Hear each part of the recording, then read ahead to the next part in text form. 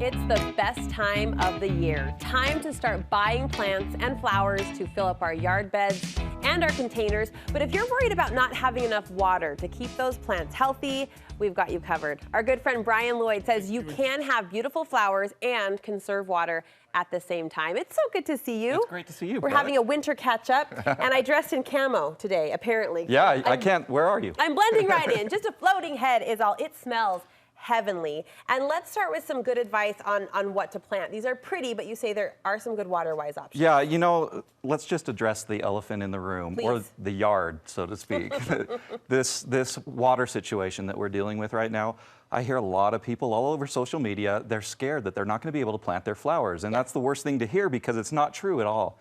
And I've got some tips today that can teach you how to plant those flowers, even if you're restricted down to watering once per week in your landscape. That's so good to hear. So yeah. Even with those strict restrictions, strict restrictions, I don't know if that, I just repeated myself, but you can still have the pretty that we want. And lush and colorful and all sorts of stuff. So we've got a few things to talk about, both tips on how to grow and varieties is where we'll start. Perennials, can we begin there? Yeah, so there are varieties that are adapted to low water use. And the first one I've got is lavender. Everybody loves lavender. And most of these perennials, the reason why they can go long periods without water is because of something in their structure, usually in their leaves, and they either hold more water or they've got a glossy leaf so they don't lose water as quickly. And that's kind of what the case is with lavender. It's got that glossy leaf. It doesn't breathe water as fast as other plants. And so this is a really great plant for xeriscapes or just low water use in general. Once it's established, which takes about a couple months of regular water, then you can go with this and only water it once a week or even less. Sometimes it even survives on natural rainfall. Oh, really? Okay, so that will be one of our friends this season. I'm going to reach for nicknames. I can't even pronounce half of these, but beard tongue? Yeah, this is Penstemon is the genus. Beard tongue, isn't that a weird name? Yeah, it is. And the flowers aren't open, or I could show you why it's called beard tongue. The stamen in there kind of looks like a little beard coming out. But Penstemon is native to Utah, and so it's adapted itself to our climate and our natural rainfall. So this is a great one, Penstemon. And all of these are not in very much bloom right now because they're summer plants, because they are drought resistant. They're meant to thrive in the summer, and so we'll start shipping these in another month, but now's the time to plan to get these into your landscape. Okay, ice plant major list. And here's a succulent that has a flower on it, which is cool. Beautiful. And these are all perennials, so again, this is hardy. You see this all over California. It's a different genus, but it's still called ice plant. You see it on the freeways, on the on-ramps and whatnot. This is the variety for Utah. It's called Delosperma. It's hardy here, so it'll last over the winter, but the color is just really vibrant, and not only that, it gets a blanket of color, as we can see in the picture here. That. I mean, that is a blanket. Perfect word for it, and that pretty purple is one of my new favorite colors right now. Color of the moment. I love that. A bonus plant for us in this category, the Hens and Chicks. And here's another succulent. So Hens and Chicks are really cool in Utah. They're one of the few true cactus succulent types of plants that is hardy here and survives here over the winter, and they actually thrive. So these hens are the bigger plants. They spit out these little chicks all the time, and so this will spread really rapidly. It's a great ground cover, especially in a place where you don't have any supplemental irrigation, because it'll survive on very low water. I'm sort of surprised. The succulents you've brought are very lush, and I guess I'm used to seeing succulents kind of isolated and grouped together, a bunch of different variety in one pot, but here we have the same variety that really is filling a good generous space. They are. They're very aggressive, and there are succulents that are aggressive, both the ice plant and the Sempervivum, Hens and Chicks, really do spread a lot. But I know what you're saying, and it just depends on the characteristics of the plant. Because we want to fill. We want to fill our beds and cover the soil, and it seems like so this is a great filler. But that is the one drawback of perennials, and so that's why people are surprised to find out that annuals, which do fill a big area with a lot of color, can be drought tolerant too. Okay, teach us, show us. So let's start with the petunia. Most people don't realize our old standbys, geraniums and petunias, are drought tolerant.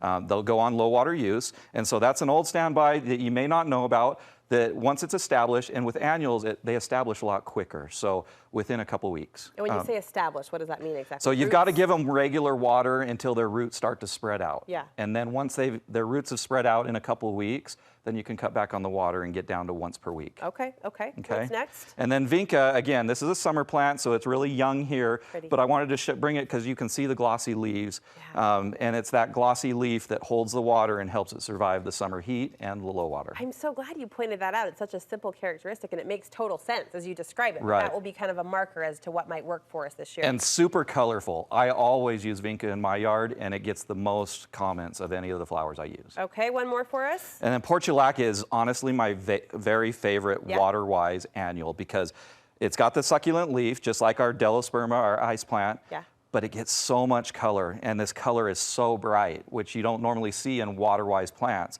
That bright color really stands out in the yard. Okay, so let me pin you down if I can. As far as watering goes, we're not exactly sure how things will shake out, right? Things are still being determined and announced. What are some non-traditional watering options that might help us patch along? So most people don't realize when they do bedding plants, they think you've got to water them with overhead sprinklers. Yeah.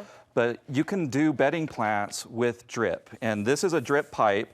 And what you can see here, Brooke, is there's an emitter every foot in this pipe. And so you can build a grid pattern throughout your flower bed. Okay. And those emitters will spread out about 6 inches each way.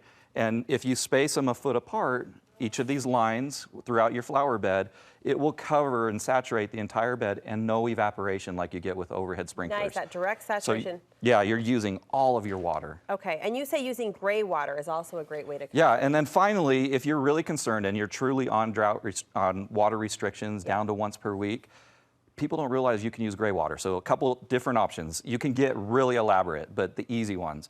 When you're waiting for the shower water to warm up, take a 5-gallon bucket in there, let it pour into the bucket, use that to water your plants. I would have never thought of that. All these containers, I mean, they're not traditionally water-wise, but a container like this takes about 1 gallon of water per day in the heat of the summer. It takes 1.5 gallons to flush an efficient toilet.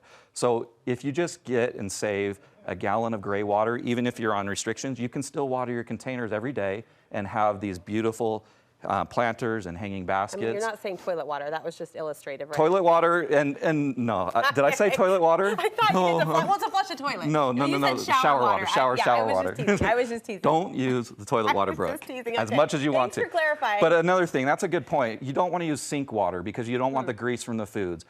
Most soaps are biodegradable enough that you can use soap. So another great option is if you're technical enough, you can use your laundry machine.